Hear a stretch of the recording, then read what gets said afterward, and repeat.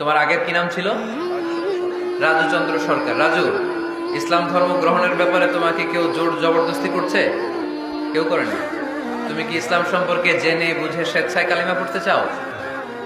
তাহলে তুমি আমার সাথে আওয়াজ করে পড়ো, আশহাদু আল্লাহ ইলাহা ইল্লাল্লাহ ওয়া আশহাদু আন্না মুহাম্মাদান আবদুহু ওয়া রাসূলুহু।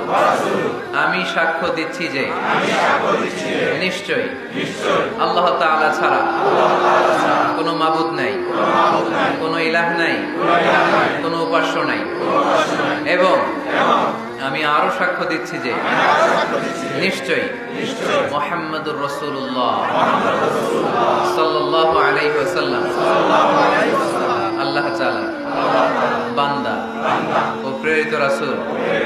আল্লাহু আকবার।